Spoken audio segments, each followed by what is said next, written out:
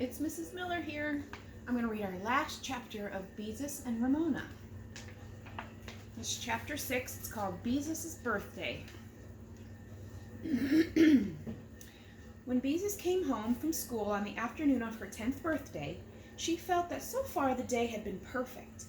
Packages by her plate at breakfast, a new dress to wear to school, the whole class singing happy birthday just for her. But the best part was still to come. Aunt Beatrice was coming for dinner. Beezus could hardly wait to tell her aunt about acting the part of Sacagawea, leading Lewis and Clark across the plains to Oregon at a PTA meeting. And of course, Aunt Beatrice would bring more presents, very special presents, because she was Aunt Beatrice's namesake. And at dinner, there would be a beautiful birthday cake with 10 candles. Mother had probably worked all afternoon baking and decorating the cake, and now had it hidden away in a cupboard.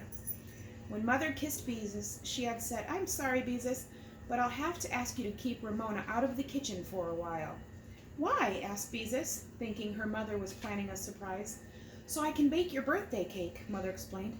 "Isn't it baked yet?" exclaimed Beezus. "Oh, Mother, this has been one of those days when I couldn't seem to get anything done," said Mother. "It was my morning for nursery school carpool. After I picked up all the children and drove them to nursery school and came home and did the breakfast dishes and made the beds, it was time to pick up the children and take them all home again. And after lunch I started the cake and had just creamed the sugar and butter in the electric mixer when I was called to the telephone. When I came back, what do you think had happened?" "What?" asked Beezus, pretty sure Ramona had something to do with it. "Ramona had dropped all the eggs in the house into the batter and had started the mixer," said Mother.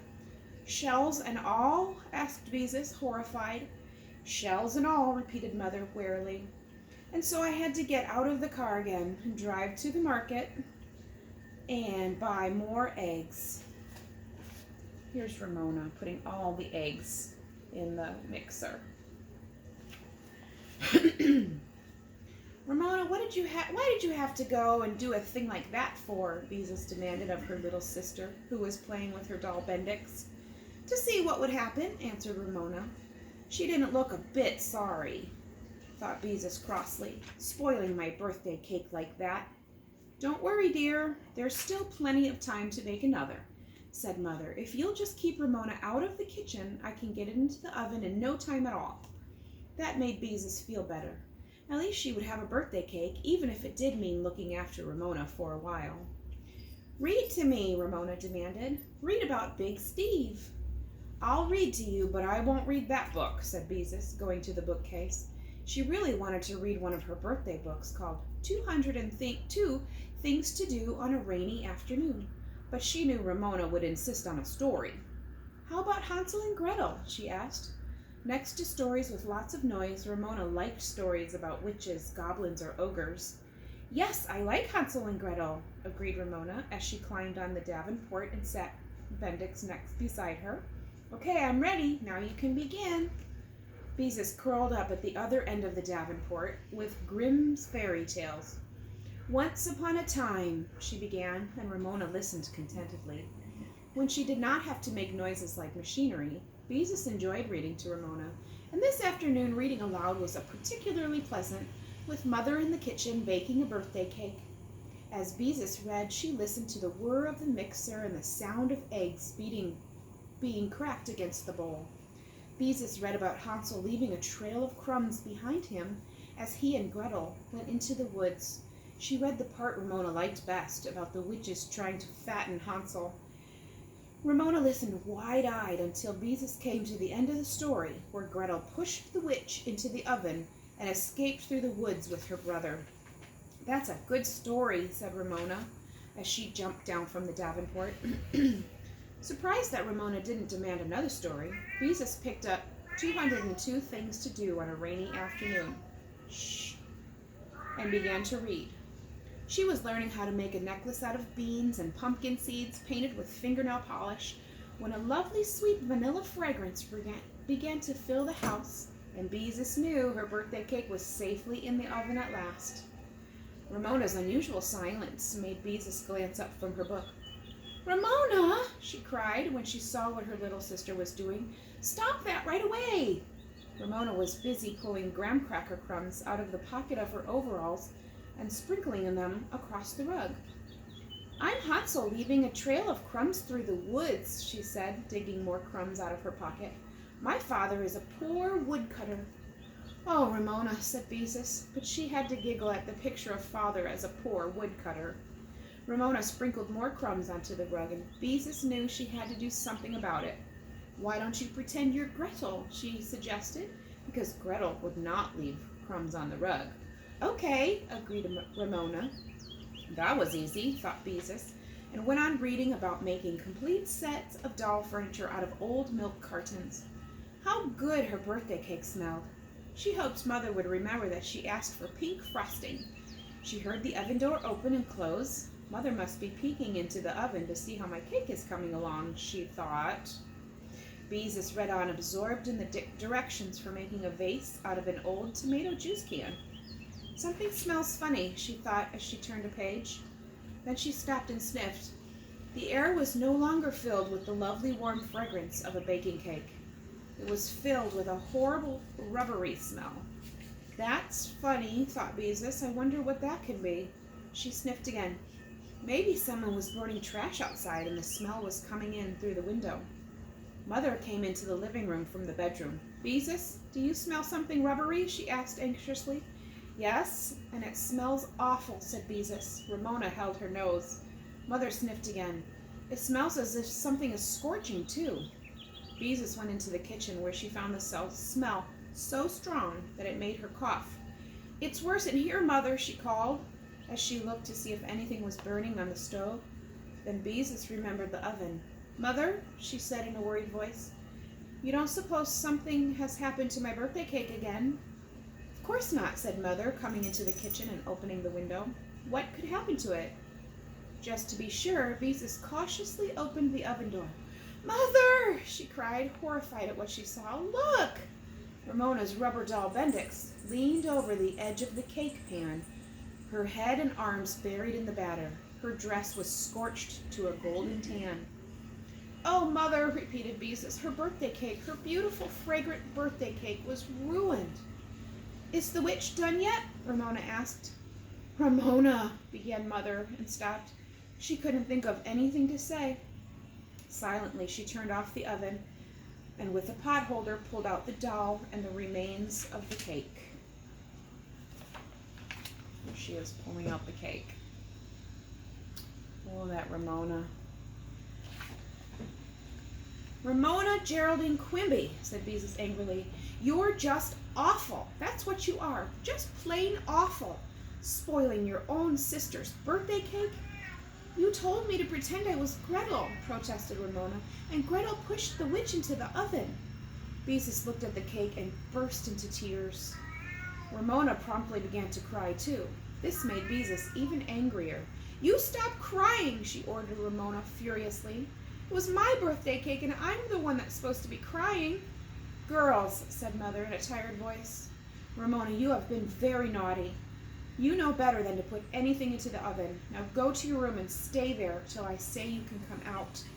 Sniffling, Ramona started towards the bedroom.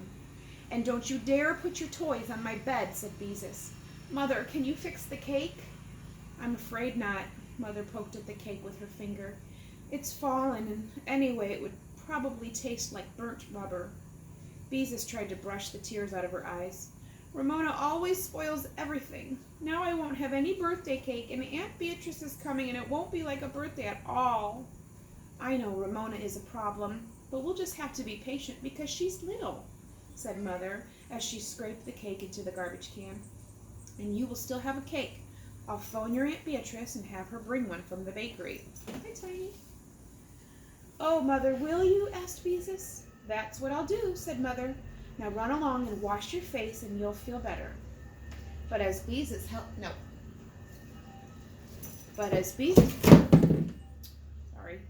her face cloth under the faucet, she was not at all sure she would feel better.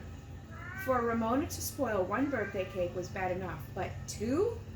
Probably nobody else in the world would had a little sister who spoiled 2 birthday cakes on the same day.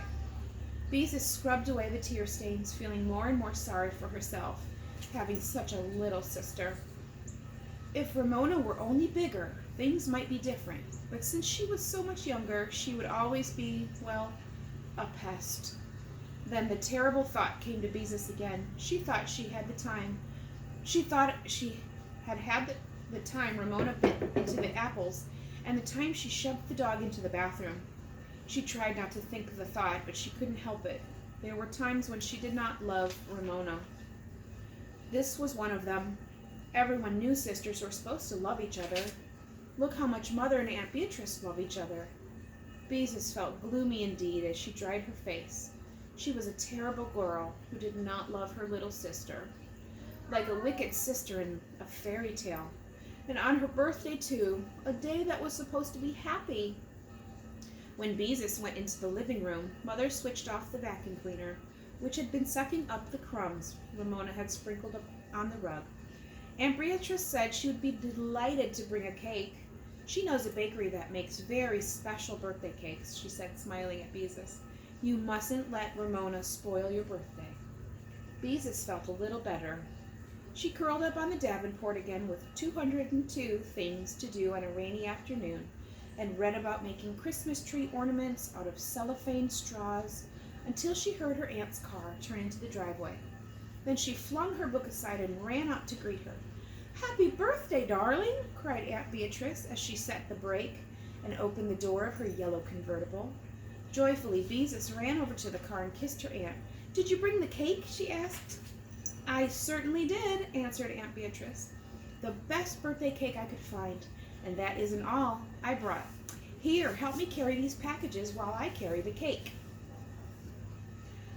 We mustn't let anything happen to this cake. And by the way, Aunt Beatrice's laugh made Beezus laugh too. Her aunt gave her 3 packages, 2 large and 1 small, to carry. The little package is for Ramona, explained Aunt Beatrice, so she won't feel left out. Mother came out of the house and hugged her sister. Hello, Bee, she said. I'm so glad you could come. What would I ever do without you? It's good to see you, Dorothy, answered Aunt Beatrice. And what's an aunt for if she can't come to the rescue with a birthday cake once in a while? As Beezus watched her mother and her aunt, arm in arm, go into the house, she thought how different they were. Mother was tall and comfortable looking, and Aunt Beatrice was so small and gay, and yet how happy they looked together. Smiling, Beezus carried the gifts into the house. Aunt Beatrice always brought such beautiful packages, wrapped in fancy paper and tied with big fluffy bows. Aunt Beatrice handed the cake box to Mother. Be sure you put it in a safe place, she said, and laughed again. May I open the packages now? Beezus asked eagerly, although she felt it was almost too bad to untie such beautiful bows. Of course you may, answered Aunt Beatrice. Where's Ramona? A subdued Ramona came out of the bedroom to receive her present. She tore off the wrapping, but Beezus painstakingly untied the ribbon on one of her presents and removed the paper carefully so she wouldn't tear it. Her new book, 202 Things to Do on a Rainy Afternoon, suggested pasting pretty paper on a gallon ice cream carton to make a wastebasket. Oh, Aunt Beatrice, exclaimed Beezus as she opened her first package. It was a real grown-up sewing kit.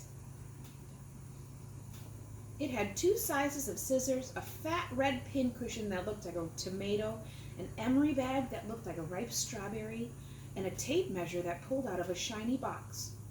When Beezus pushed the button on the box, the tape measure snapped back inside. The box also had needles, pins, and a thimble. Beezus never wore a thimble, but she thought it would be nice to have one, in case she ever wanted to use one. Oh, Aunt Beatrice, she said, it's the most wonderful sewing box in the whole world.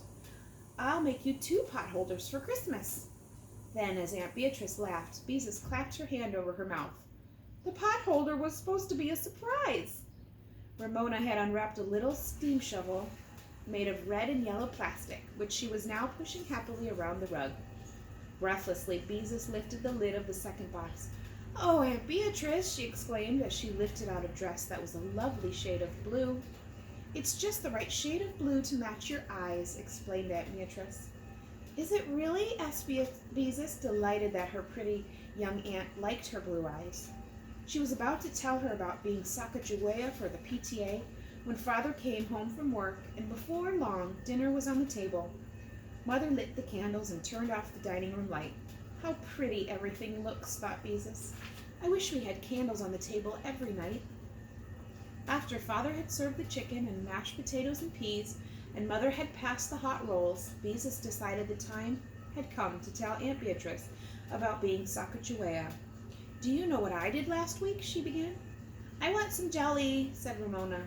You mean, please pass the jelly, corrected Mother, while Beezus waited patiently. No, what did you do last week? Asked Aunt Beatrice. Well, last week Beezus began again. I'd like purple jelly better than red jelly, said Ramona. Ramona, stop interrupting your sister, said Father.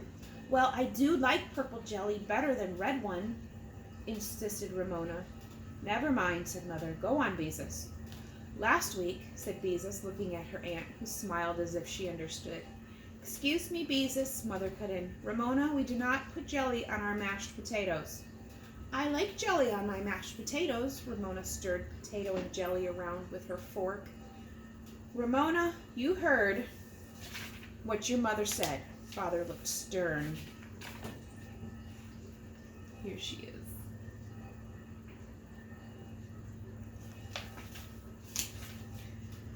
If I can put butter on my mashed potatoes, why can't I put jelly? I put butter and jelly on toast, said Ramona.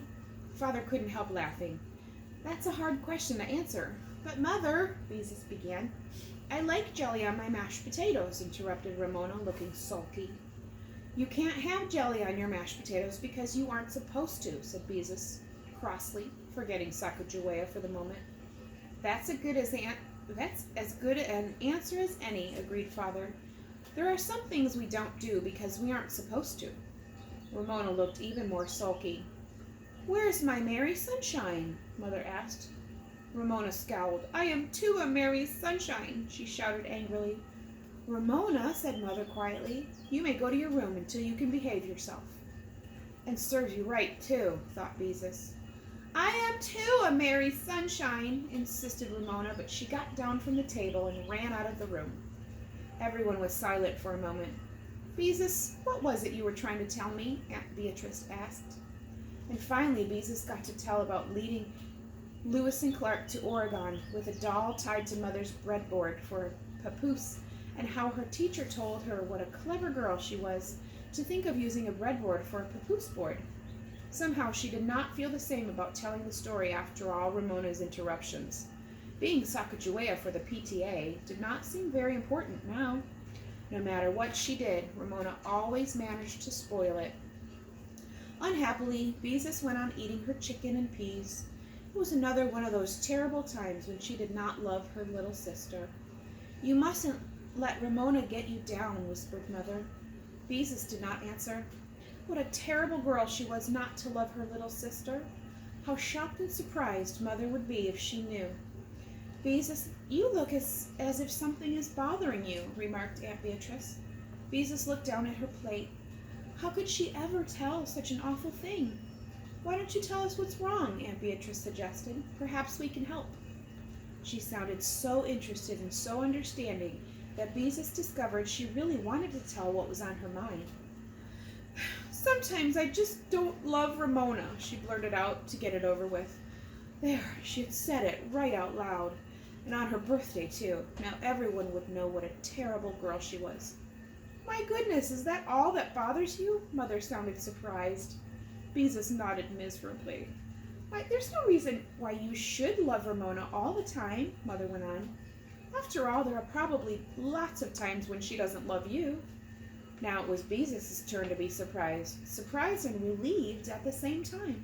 She wondered why she hadn't thought of it that way before.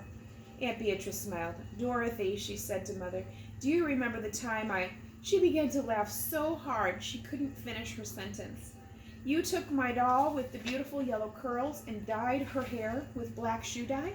Finished Mother, and the two grown-up sisters went into gales of laughter. I didn't love you a bit that time, admitted Mother. I was mad at you for days. And you were always so bossy because you were older, said Aunt Beatrice. I'm sure I didn't love you at all when you were supposed to take me to school and made me walk about 6 feet behind you because you didn't want people to know you had to look after me. Mother! Exclaimed Beezus in a shocked delight. Did I do that? Laughed Mother. I had forgotten all about it. What else did Mother do? Beezus asked eagerly. She was terribly fussy, said Aunt Beatrice. We had to share a room, and she used to get mad because I was so untidy. Once she threw all my paper dolls into the wastebasket because I had left them on her side of the dresser. That was another time we didn't love each other. Fascinated, Beezus hoped this interesting conversation would continue. Imagine Mother and Aunt Beatrice quarreling. Oh, but the worst thing of all, said Mother. Remember, I'll never forget, exclaimed Aunt Beatrice as if she knew what Mother was talking about. Wasn't I awful? Perfectly terrible, agreed Mother, wiping her eyes because she was laughing so hard. What happened? begged Beezus, who could not wait to find out what dreadful thing Aunt Beatrice had done when she was a girl. Mother, tell what happened. It all began when the girls began to take autograph albums to school, began Mother, and then went off into another fit of laughter. Oh, Beatrice, you tell it. Of course, I wanted an autograph album too, continued Aunt Beatrice. Beezus nodded because she too had an autograph album. Well, your mother, who was always very sensible, saved her allowance and bought a beautiful album with a red cover stamped in gold. How I envied her. As soon as your Aunt Beatrice got her allowance, she always ran right over to the school store and spent it, added Mother. Yes, and on the most awful junk, agreed Aunt Beatrice. Licorice whips and pencils that were square instead of round, and I don't know what all. Yes, but what about the autograph album? Beezus asked. Well, I'm almost ashamed to tell it, said Aunt Beatrice. Oh, go on, urged Mother. It's priceless. Well, when I saw your mother with that brand new autograph album that she bought because she was so sensible, I was annoyed because I wanted one too, and I hadn't saved my allowance. And then she asked me if I'd like to sign my name in it. It was my night to set the table, asked Mother. I should have never left her alone with it. But what happened? Beezus could hardly wait to find out. I sat down at the desk and picked up a pen, planning to write on the last page. By hook or by crook, I'll be the last in your book, said Aunt Beatrice. Oh, did people write that in those days too? Beezus was surprised because she had thought this was something very new to write in an autograph album. But I didn't write it, continued Aunt Beatrice. I just sat there wishing I had an autograph album, and then I took the pen and wrote my name on every single page in the book. Aunt Beatrice, you didn't. Not in Mother's brand new autograph album. Beezus was horrified and delighted at the same time. What a terrible thing to do. She certainly did, said Mother, and not just plain Beatrice Haswell either. She wrote Beatrice and, Miss B. Haswell, B.A. Haswell, Esquire, and everything she could think of. When she couldn't think of any more ways to write her name, she started all over again. Oh, Aunt Beatrice, how perfectly awful, exclaimed Beezus with a touch of admiration in her voice. Yes, wasn't it? Agreed Aunt Beatrice. I don't know what got into me. And what did Mother do? Inquired Beezus, eager for the whole story. We had a dreadful quarrel, and I got spanked, said Aunt Beatrice. Your mother didn't love me one bit for a long, long time, and I wouldn't admit it, but I felt terrible because I had spoiled her autograph album. Fortunately, Christmas came along about that time, and we were both given albums and put an end to that whole thing. Why, thought Beezus, Aunt Beatrice used to be every bit as awful as Ramona, and yet look how nice she is now. Beezus could scarcely believe it. And now Mother and Aunt Beatrice, who had quarreled when they were girls, loved each other and thought the things that they had done were funny. They actually laughed about it. Well, maybe when she was grown up, she would think it was funny that Ramona had put eggshells in one birthday cake and baked her rubber doll with another. Maybe she wouldn't think Ramona was so exasperating after all. Maybe that was just the way things were with sisters.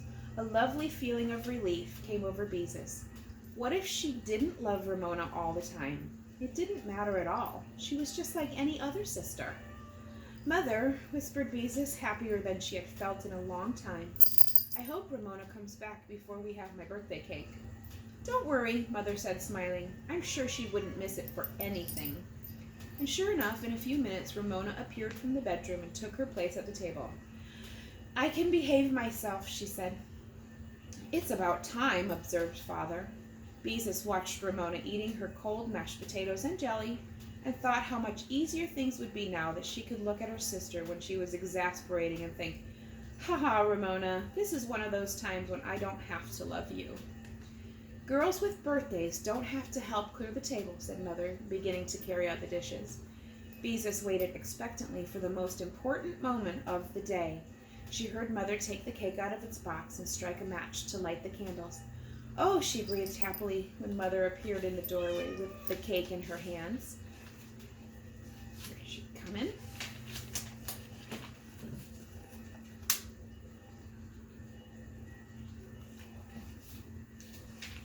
It was the most beautiful cake she had ever seen, pink with a wreath of white roses made of icing, and 10 pink candles that threw a soft glowing light on Mother's face. "Happy birthday to you," sang Mother and Father and Aunt Beatrice and Ramona. "Happy birthday, dear Beezus, happy birthday to you." "Make a wish," said Father. Beezus paused a moment. Then she closed her eyes and thought, "I wish all my birthdays would turn out to be as wonderful as this one finally did." She opened her eyes and blew as hard as she could. "Your wish is granted," cried Aunt Beatrice, smiling across the 10 smoking candles. "Happy birthday, dear Beezus, happy birthday to you," sang Ramona at the top of her voice. "All right, Ramona," said Mother, with a touch of exasperation in her voice. "Once is enough." But at that moment, Beezus did not think her little sister was exasperating at all.